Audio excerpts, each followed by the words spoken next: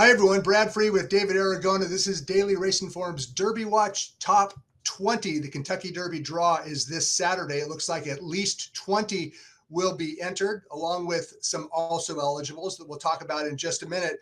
The news this week, David suspected that Handicapping was never going to start in the Kentucky Derby. That was a good call. He came out. That puts Built into the field, but Built is not a probable Kentucky Derby starter either. Both Handicapping and Built are looking at the Pat Day Mile. So, David, bring us up to speed on who's in, who's out, odds revisions, and a past performance promotion by Daily Racing Form.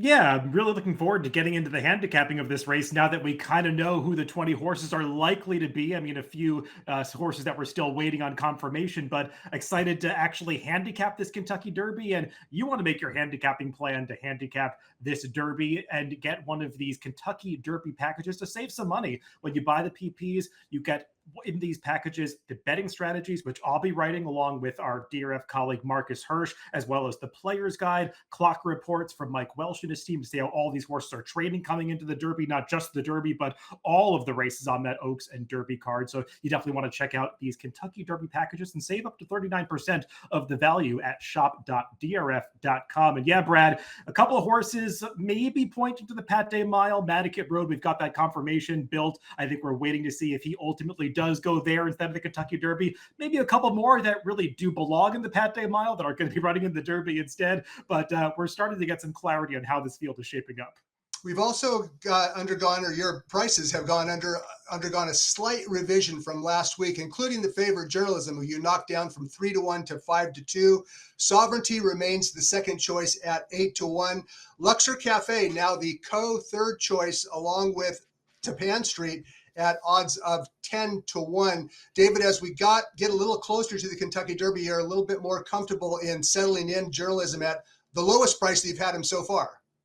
Yeah, I kind of knew I was going to have to shuffle these prices a little bit as we came into the final couple of weeks before the Derby. I was kind of waffling between 5-2 and 3-1 on Journalism for a few weeks now, and I kept him a little bit more conservative at 3-1. I lowered him to 5-2 this week for a couple of reasons. Now that it seems like there's going to be a little bit more pace in this Derby, he seems like a horse that is going to get whatever sort of setup he needs. And also, he just shipped to Churchill this week, made his first on-track appearance today, and I wanted to get ahead of maybe the on-track appearance that I think he's going to make when fans actually see him in person, because I'm sure you know, Brad, all of the training and all of the galloping he's done in Southern California has been highly impressive. And I know that there are some other horses that have been attracting buzz over the past week, alive on site at Churchill. I think Journalism is going to be garnering quite a bit of buzz now that he's going to be trading on track in Louisville. I'll be surprised if there is a better looking horse in the Kentucky Derby than Journalism. He just gives the presence of a very good horse, carries himself well. He's smart. He listens to cues. Physically, he looks dominating. Very good horse. And he's the 5-2 favorite on Derby Watch right now. A couple other odds tweaks, David. You lifted Rodriguez from 10-1 to 12-1, Publisher from 30-1 down to 20-1. Did that odds tweak with regards to Publisher have anything to do with the fact that he outworked Tiztastic last week?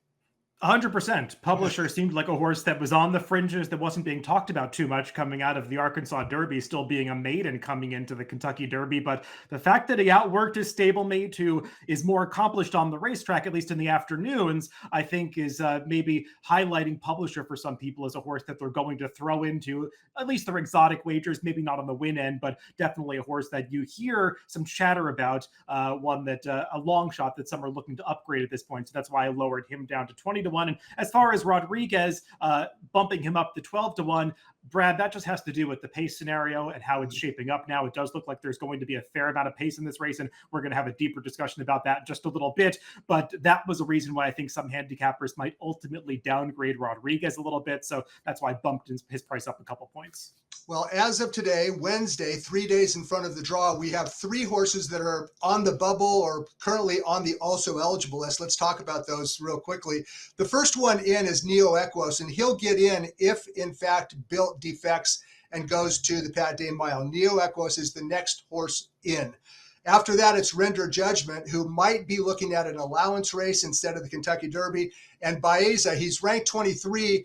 If both Built and Render Judgment defect, then that puts Baeza at unofficially number 21 and he would need a defection to get into the field. They plan to ship Baeza back to Churchill Downs this week, even if he is relegated to the also eligible list, but it would not be unprecedented for a horse to scratch in from the AE list and spring an upset. In fact, it happened only 3 years ago when Rich Strike drew in from the AEs, posted an impossible upset at odds of 80-1. So Neo Equos, Render Judgment, and Baeza, those are the three that are currently on the bubble. We have a lot to get through today. And before we talk about work, shippers, potential bombs, let's take a look at quickly review the top 4 favorites on David's early odds line, starting with journalism. You can see how good he is. He was won 4 consecutive route races, overcame trouble to win the Santa Anita Derby, triple-digit Beyer speed figures his last 2 starts. David, he is a legitimate favorite. What about Sovereignty, there's a big discrepancy between 5-2 and 8-1. And I suspect it might be because Sovereignty's advantage over Tapan Street, Sandman, Rodriguez is minimal. I think that makes sense, but talk to us a little bit about Sovereignty.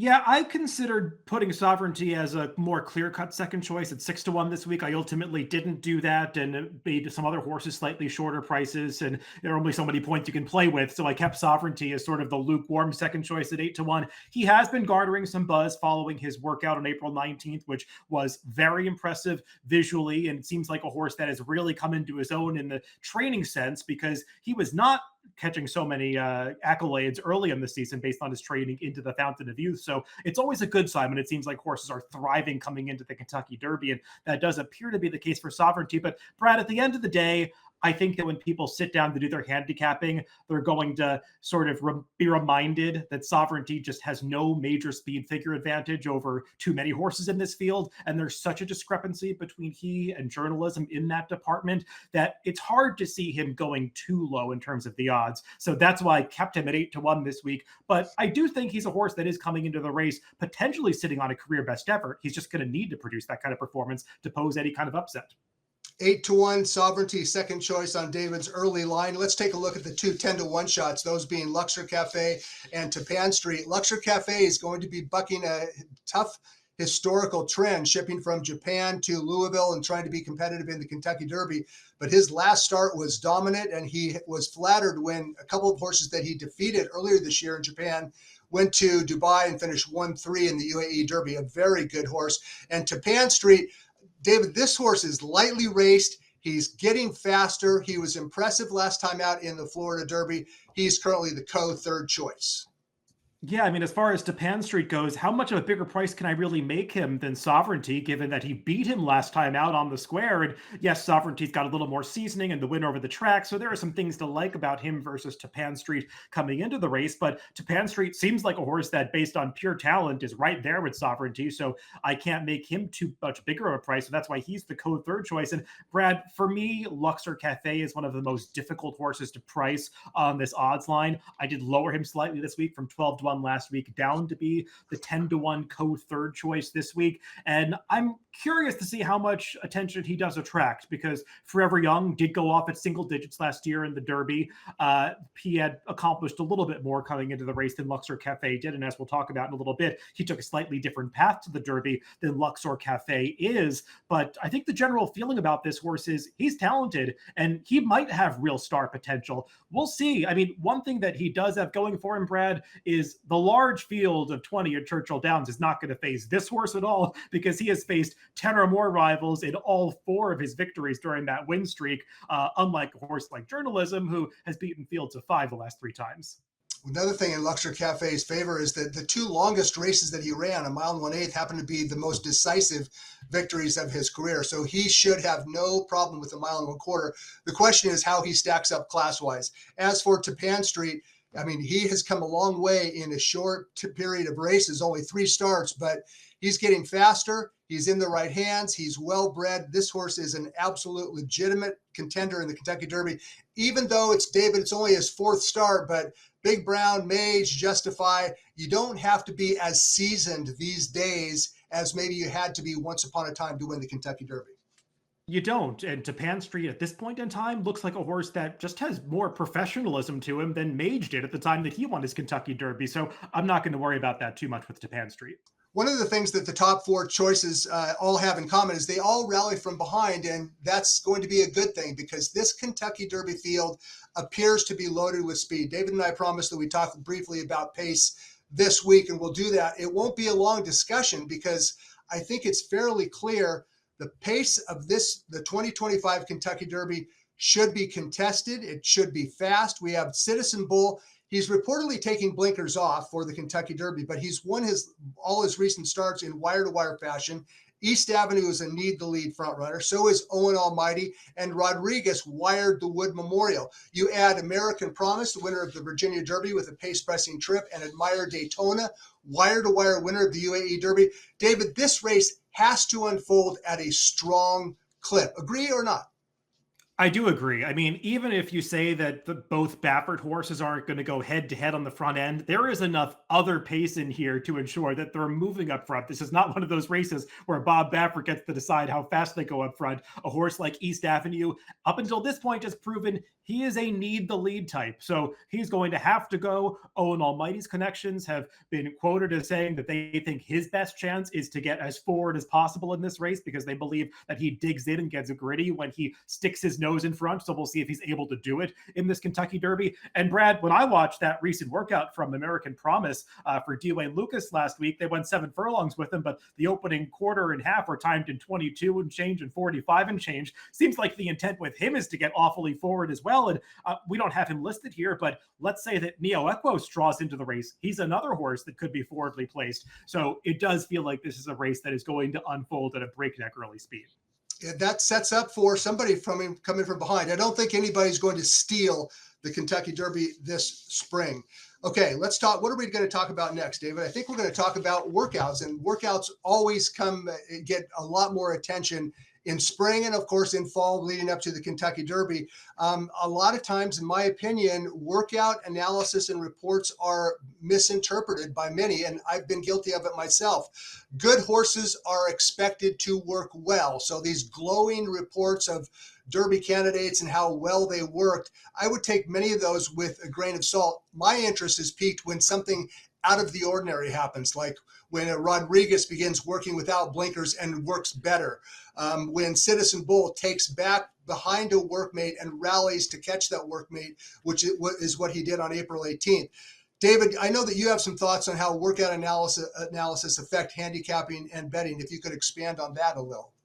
Yeah, workouts are taken into consideration for the Kentucky Derby by handicappers much more so than they are for any given race on any other given day. And I think you have to be a little bit careful if you're basing your Derby opinions too much on the workouts, especially if you're not somebody who's watching the workouts day in and day out for these horses in particular, because some horses just work really aggressively in the mornings, and that's in their character, and others don't. And maybe we'll talk a little bit about some horses where that's a prime example in a little bit. But if you're not familiar with these horses and how they typically work, I think you've got to be careful to draw too many conclusions about their final or penultimate workouts just before the Kentucky Derby. As Brad was indicating, most of these horses are on top of their game coming into the race, so they're going to be working well. Things that I think you do want to pay attention to are horses that maybe don't work quite so well if that's out of character for them, and also horses that are being trained to do something a little bit different, maybe raiding behind a horse in the morning that signals that there's going to be different tactics on race day. So those are things I would look for in the workouts, but just drawing conclusions about how horses are doing is really tough to do at this stage. It's extremely tough to do. David, what about the fact that a horse like Grande, who ran super,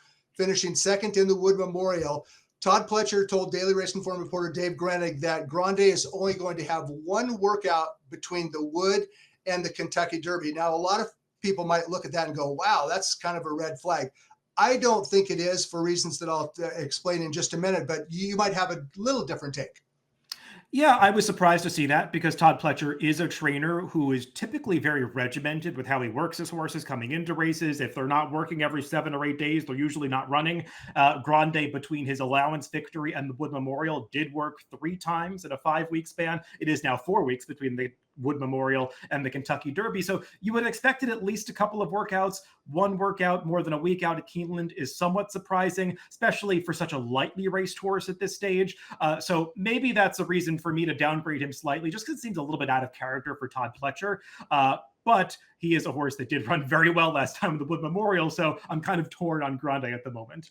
Well, that's what I was going to get to. He had 5 weeks between his entry-level allowance win and the Wood Memorial. In that 5-week period, he worked all of 2 times, and then he went out and ran the race of his career. So I'm going to put my trust in a guy like Todd Pletcher. Not that I love Grande in the Kentucky Derby. I think he's a contender for sure.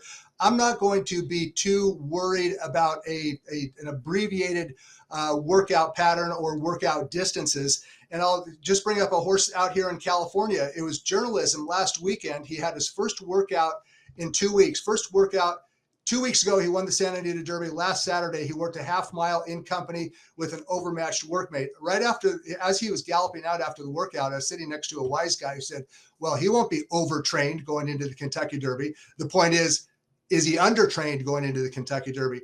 Not in my opinion. Journalism has never posted a published workout longer than 5 furlongs. Trainer Michael McCarthy has journalism at the peak of his game right now. He doesn't need to do a lot with him. He is already in form, physically fit. That little half-mile workout with a good gallop out, an extra furlong gallop out, is not an issue for me. And I think that sometimes we look at workouts and reports and we want to make them mean something. What's the significance? Sometimes they're not all that significant. They are basically maintenance drills for a horse to maintain his or her form. So I'm going to be a little bit careful and wary about reading some of these clocker reports. Sovereignty had a good recent workout. Okay, he was by himself. He's a good horse. He is supposed to work well. Rodriguez had a good recent workout. It was by himself. He galloped out super, just like he did in the Wood Memorial. That's fine. It doesn't tell me how Rodriguez is going to do when he goes head and head in the Kentucky Derby with 5 other speed horses. Final Gambit has never raced on dirt, has worked well on dirt. Sure he has. He hasn't gotten any dirt kicked in his face that I'm aware of in his workout, so he should work well. Then there's the Publisher Tistastic workout, which to me was meaningful. It's not a knock on Tistastic that Publisher was best in the workout. It only underscores what you mentioned earlier, David. Publisher is doing very well right now. And that was the takeaway for me from that workout.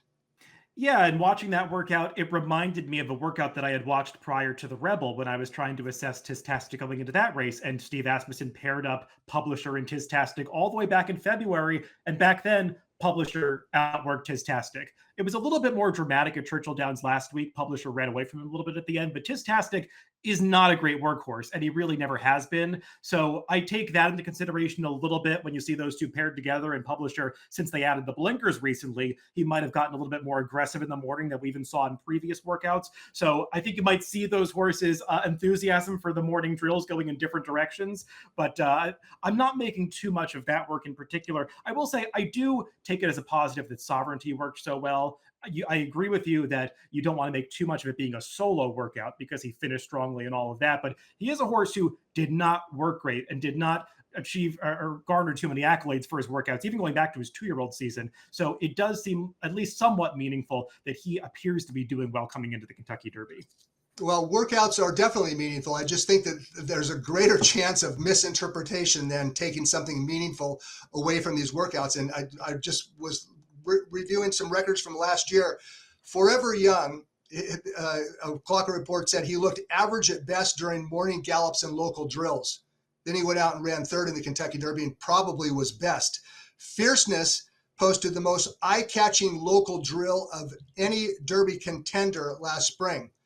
Then he went out and ran 15th in the Kentucky Derby. So just be careful using these clocker reports. Now, we do have Mike Welsh on scene this spring at Churchill Downs, and he will bring daily commentary. I'm very curious to see how these shippers get over the track. Admire Daytona worked a half mile in 53-1, big deal.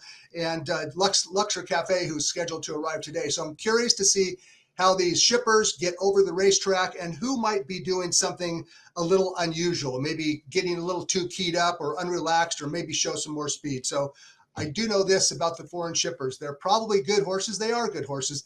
they also are bucking history. So let's transition and talk a little bit about some of these shippers that are coming in. The Dubai to Kentucky Derby ship has been a 20-year famine, basically, until last year when Forever Young, a Japanese horse, went to the UAE Derby and ran in the UAE Derby and then went to Kentucky Derby. None of the previous 19 UAE Derby starters had so much as hit the board. David, that's a pretty long, expansive list. So do you go by, well, last year he almost won, but what about the previous 19? Do you see any significance in this historical chart? I do. It's a tough thing to do, to win a race halfway across the world and then come to the Kentucky Derby, one of the most difficult races to win, even when you're preparing in your own country, and then come there and try to beat all the best 3-year-olds who have had more ideal, or I should say more proven preparations in the United States. So clearly this list shows it's not easy to pull this off, going from Dubai to the Derby. I will say most of the horses on this list, especially in that right-hand column, were horses that were campaigned by Godolphin, who sometimes were purchased in America and then brought over to winter in Dubai, spending months there, and then competing against weaker competition, then try to come to the Derby. I think that was proven over time to not work out. More recently, we've had horses shipping into Dubai, such as the Japanese horses, to try to get the points from the UAE Derby and then qualify for the Derby through that route. And we've had mixed results trying to do that. Forever Young, clearly the best of those. And, with a better trip, he could have won the Kentucky Derby last year. So it's possible to do. Forever Young might just be an exceptional horse, though, that was nearly able to pull that off. We'll see if horses from Japan can continue to use that route successfully in the future. Very difficult to do, go from UAE to Louisville, Kentucky, and be competitive in the Kentucky Derby. Another thing that's very tough to do is for a Japanese horse to run well in the Kentucky Derby. We know that the Japanese influence on thoroughbred racing across the world has been expansive of late, but it's still it's tough to do. And here's a list of the 8 Japanese shippers and where they ran in their final prep race. Forever Young ran in Dubai, almost won the Kentucky Derby last year. Mandarin Hero 2 years ago finished second in the Santa Anita Derby, beaten a nose. You couldn't find him in the Kentucky Derby. Those are some very good horses on that list. Derma Gaki, Mandarin Hero, Crown Pride, Master Fencer Lonnie. It's tough to do. That's the task facing Luxor Cafe. And here's my take on Luxor Cafe. To me, it's almost like handicapping a maiden race when the familiar faces are only average in a maiden special weight. You might be looking for a first-time starter who might be above average. To like a shipper into the Kentucky Derby, I think it requires a determination that the field of locals is not that great. I can't say that about this year's Derby field. I think it appears to me to be above average. So that means the Luxor Cafe would need to be way, way above average, and I'm not sure that he is. Not sure that he isn't either. But when Luxor Cafe and Admire Daytona ship in from Japan and Dubai, they will be facing what appears to be an outstanding group of 3-year-old local North American-based Kentucky Derby candidates. Anything to add to that, David? No, Brett, I think that's actually an apt comparison because he is a wild card coming in here, and we showed his PPs earlier. It is possible that Luxor Cafe is a real star in the making. I mean, he's looked that way in a couple of his recent victories in Japan, and while no disrespect to the competition out there, it does feel like he's coming in to catch at least 1 or 2 really good horses. I mean, journalism might be as dominant over this crop of American 3-year-olds as Forever Young was dominant over the crop of 3-year-olds over in Japan last year. So he's coming over to face another potential star in the United States. And we'll see if he's up to handling that, as well as all of the other obstacles that are going to be thrown at him, potentially having to face more kickback than he ever has because they've kept him wide of kickback in his prior races. That could be an issue for him, and the ship, different training methods. So we'll see how that all plays out. I will just say as a brief note, Brad, we talked about the workouts earlier. I hope some of our American workout analysts adjust their tone a little bit when they watch these Japanese horses work out, because it should become apparent, having watched them now for the past few years in a row, that the training methods are very different over there, and you see much greater variations in speed in their morning workouts. So the final times don't nearly tell the whole story. And, I think some people misinterpreted some of the workouts from Forever Young last year, and I hope that doesn't happen again. Well, that speaks directly to Admire Daytona, who worked a half mile in 53-1. You look at that and go, was that even a workout? reportedly, according to the exercise writer, it's exactly how he worked going into the UAE Derby. So it was not out of character at all. A slow half-mile workout. If you liked Admire Daytona off the UAE Derby, you still have to like him after that half-mile workout. All right, there are a lot of hoops to jump through to win the Kentucky Derby, and David and I are going to wait until post positions are drawn before we finalize our selections.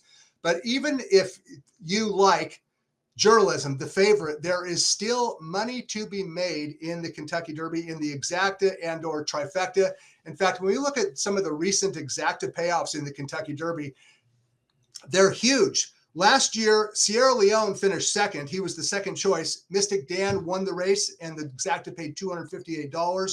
Year before, Mage and Two Fills, 15-1 and 9-1. The exacta paid $330. In 2022, Epicenter, the favorite, finished second.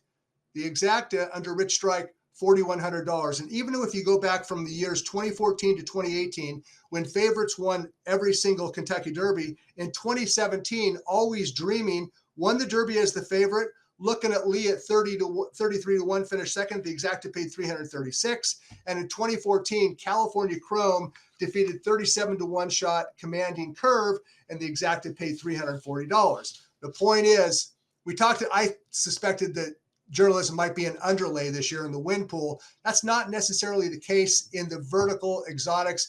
And David, we both have a 30-1 shot that we're kind of interested in possibly tinkering with, and I'll let you go first. Yeah, I mean, you want to have some ideas of prices that you can work in there, whether they're your top picks or not. The Derby is not just about betting to win. You can bet exactas, you can bet trifectas and get those horses in underneath. And one of those horses for me that I'm pretty sure I'll have somewhere in my top 4 picks is Chunk of Gold. And if you've been following Derby Watch all season, you know that I'm a fan of this horse.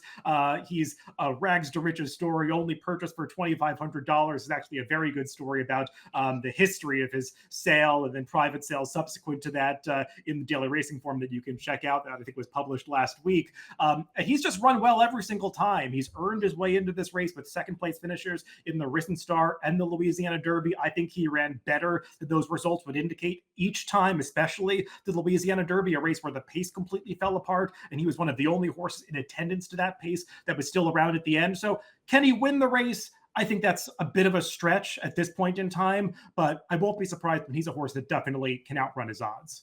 Well, you get a long shot to complete the exacta, try, or super. You're in business, even if the favorite wins. The long shot that I'm intrigued by, and I don't know where he'll end up on my selections at this stage, is American Promise. David, your Chunk of Gold has started only 4 times. He has a lot of room to still improve.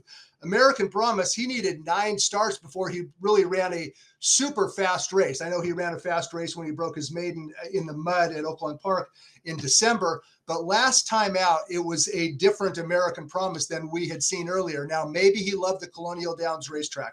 Maybe he loved the one turn, but he ran fast. He drew away from a suspect field.